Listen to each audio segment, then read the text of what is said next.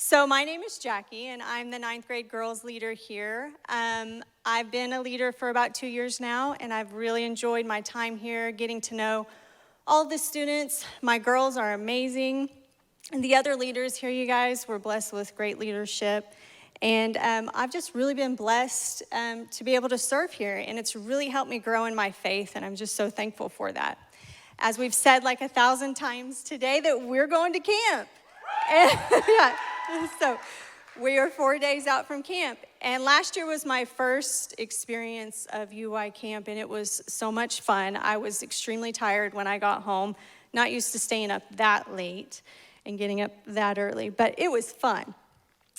We had some amazing worship, so you guys are in for a treat with that. And the messages are so awesome, the fun games that we had. And what I really am looking forward to is just our time that we actually get away and like share and just spend like day and night like just bonding. I love that time. Most importantly, like I really am, like what we're talking about tonight, I'm expecting God to move in big ways and for lives to be changed. So that's what I want to talk about. I want to talk about expecting God to move and the expectations that we as believers can have in God and what he can do in us, through us, and around us. So we've all had some unmet expectations before in our lives. For instance, when we got married, my husband and I, we didn't have any furniture, and we just bought a new house, and we had minimal furniture. He was a bachelor. I just came from my house, so I didn't have anything.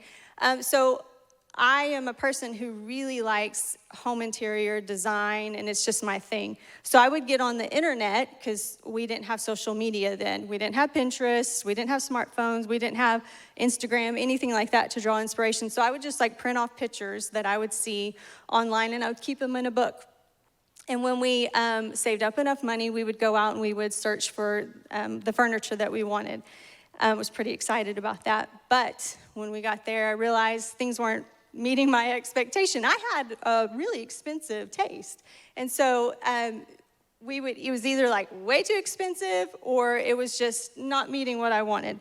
So it became a running joke between my husband and I that we were like seeking this mystery piece of furniture because we could never find anything. So we would just go out and just be left disappointed. And I feel like that's the story that a lot of us have when we turn to the world in a way, that we're seeking to find something that's going to fulfill us. That usually doesn't turn out that way. But I'm so thankful that we serve a God who is not some mystery piece of furniture that we're seeking, and that he's not someone who's just like ducking and dodging from us, that we can never attain, that we can never get to. He's there for us. And he has a promise for us that speaks right to this. And it's actually my favorite verse in the Bible. Last year I wrote it on the bottom of the bunk bed. I wrote the verse there so the lucky person would wake up and see it. It is Jeremiah 29:13. And it says, "You will seek me and find me when you seek me with all of your heart." And I love just how direct that is. Like it's just right there. And so how do we seek God? We seek him wholeheartedly with all that we have. God can always be sought and found by those who seek him with all of their heart. So that means that we seek him with all of our heart, not some of our heart. We can't keep some of that for ourselves. He wants all of us. I got to take a drink. Thank you. That's right, Michael. So, when we love something and we like want to give all of our effort to it, we focus all of our energy on it. And let's just take, for example, like a sport, or if you are, interested in your grades, whatever that may be, whatever that's something that you're wanting to attain, we give all of our energy to it and we devote all of our time to it. We wake up in the morning and we prepare for it. We practice, we exercise, we eat the right foods. We may be watching videos on like technique of someone who's doing something better than us to see what we can do. We're seeking to be the best that we can be with all that we have. And there should be no difference when we're seeking God. When we're trying to pursue God, we go after him with everything. We wake up and we give him our first thoughts. That's what I try to do every morning, try to wake up and just get my mind set on him. And then I try to just go in and read my Bible. So we give him our prayer and we read his word. And I can say for me, I put a heavy emphasis on reading his word, because for me, for a long time, I did not read his word. And this is the one thing that completely changed everything for me when I started studying and realizing who he is. So our intentions should be a daily action. And when we do this, when we truly seek him with all of our hearts, we can have an expectation of finding him and being in a closer relationship with him. So there's another example of this, and there's a story in the book of Mark. And it's about this woman who's seeking a healing. She has a blood disorder, and she's had this disorder for 12 years. And in Mark 5:25, it says this. First of all, Jesus is coming into the town, and everybody is so excited. They're just gathering around. I can imagine just like people are just like, oh my goodness, there's Jesus. You know, we got to go see him. I've heard all these things that he's done. We got to go. And so he's coming into town, and she's this woman who's suffering.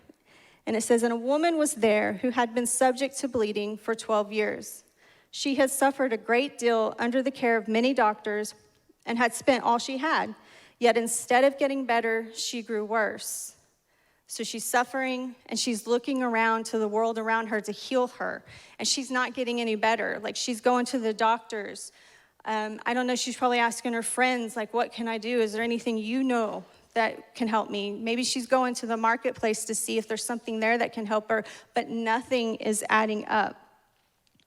And she's so desperate to find it. And I feel like that's many of us when we're searching to find something to heal us in this world.